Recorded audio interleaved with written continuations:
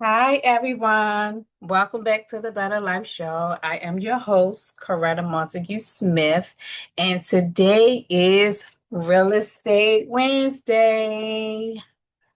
So, today I want to talk about the home buying process. If you ever wondered what actually happens between deciding to buy a home and actually getting the keys, today's episode is for you. Buying a home for most people can feel overwhelming, not because it's difficult, but because most people don't know what to expect, don't know the process.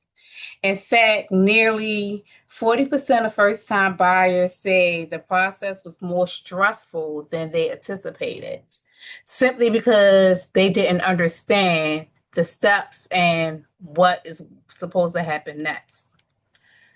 The good news is, once you understand the process, it becomes less intimidating. You know what to expect.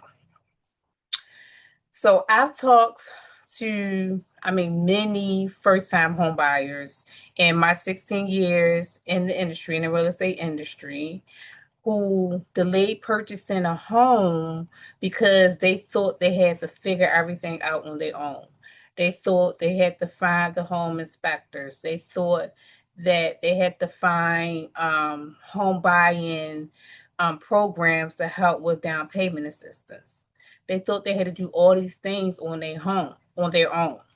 But the truth is, you don't. You just need to understand the next step, not every step all at once. You just need to go through the process and ask questions so you will know. Sometimes you don't even know what questions to ask. So that's what your team is for, your real estate agent, your mortgage lender. That's what your team is for. So today I am going to walk you through the home buying process in 5 simple steps. We're not going to make it complicated. We're not going to make it difficult. I'm going to make it easy for you to understand. So, step one, know your budget.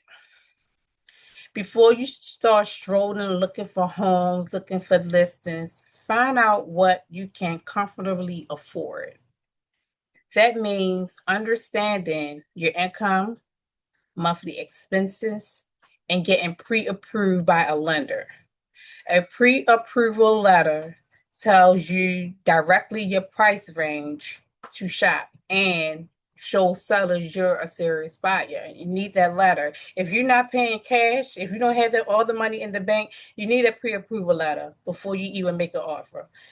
The sellers will know that you're a serious buyer when they see that you already been pre-approved with that letter from the lender. You should also have money already saved in your savings account for down payment and closing costs. Here's a quick example. Let's say you're looking at a home that's priced at $300,000. A 3% down payment will be $9,000.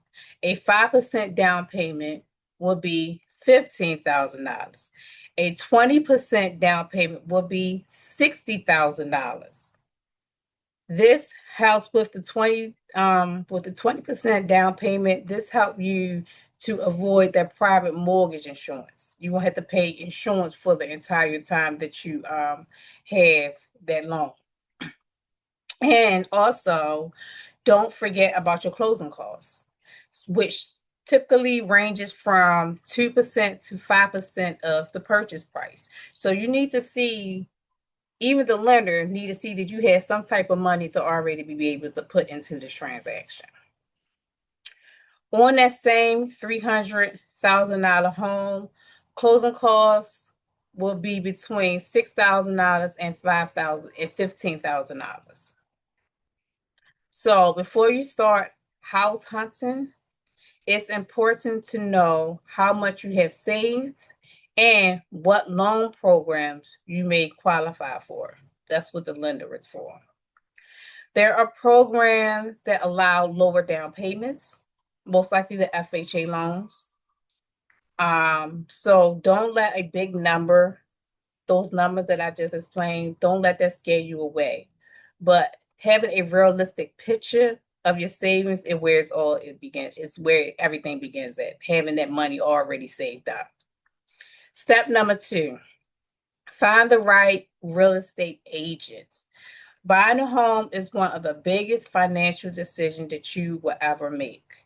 That's why I recommend working with someone, working with someone who knows the local market, can spot red flags before you fall in love with the house, and you need to listen to your agent as well.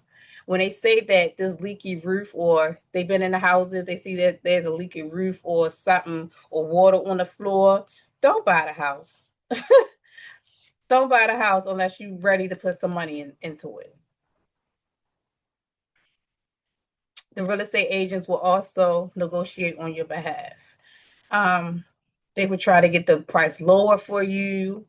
Um, they will talk to the seller just about anything that if you want to keep, like some type of furniture that they have, they can negotiate. So that's what the agent, some of the things that an agent does. As your agent and real estate broker, I'm here to be your guide and not just your salesperson. Step number 3, you start house hunt. Now, here comes the fun part. Your you tour homes, compare neighborhoods, and make a list of all your must-haves and your nice-to-haves. Every home is not going to be 100% perfect or have everything that you want. So you need to make a list, especially if you're buying with the spouse or significant other. Y'all need to, I have a paper that I give to all my clients, a booklet. So so spouses and significant others actually sit down and talk about what they both want and what they don't want. So they could be on the same page when going purchase the house. It's been many times that I took people out to show properties and they're not on the same page. So it's basically a waste of my time and theirs from picking homes that both of them wouldn't like. One of them wanted a basement, one of them didn't want a basement, for example. So why are we looking at homes that um don't have a basement? Or why are we looking at homes that does have a basement? Because y'all didn't agree with it. It was just like stuff like that, right? So that's going out to see the properties. And then step 4, you'll be making an offer. So once you found the right home, your agent will help you prepare and submit an offer on the price of the home. From there, negotiations may take place, trying to see if you can get the price lower, trying to even go over the price, especially when there's other people looking at the property and putting offers on the home. So it's not always about lowballing as well. And step number 5, here's comes the inspection, closing, and the keys. After your offer is accepted, you complete inspections, home inspections, radar inspections. This is come out of your pocket, the home inspections. And also, after the home inspections, you don't have to purchase the home or get out of the contract if the home inspection is not up to par, up to what you want it to be. So after the home inspections, we finalize the financing, making sure your credit report and everything is still the same as when you first start the process. Then comes the best part, closing day. Usually closing day are now being conducted just online. It has not been actually in a title company, so that's a good thing. Just signing documents. So I really do like that process, other than always having to go to the title company and sign documents. But you sign your final documents, receive the keys, and officially become a homeowner. That moment makes every step that you went through, the different feelings about I would never find a property that I like or I want. I don't like this property. How many more properties that I'm gonna look before I find what I like? You can go through the emotions, honey. You're gonna go through it. So the home buying process doesn't have to be confusing. When you take it one step at a time and have the right team supporting you, buying a home becomes much more manageable. So with this week's challenge, it's simple. If buying a home is one of your goals, write down these 5 steps and ask yourself this. Which step and I am on today? You don't have to have everything figured out. You just need to know your next step. That's it. And go through the process. So if you're not quite ready to buy, but you're looking for a place to rent while you prepare, I would love to help as well. My rental finder service is designed to help you find rental properties that fit your needs while you work toward your home ownership goals.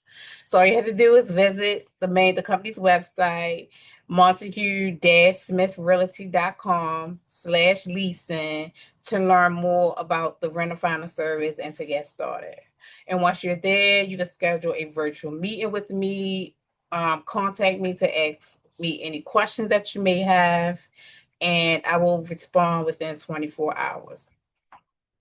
But if you are ready to buy, sell, or simply have questions about the home buying process, I'm here to help as well. No pressure, no obligation, just education as always. And remember, every homeowner was once a first-time home buyer.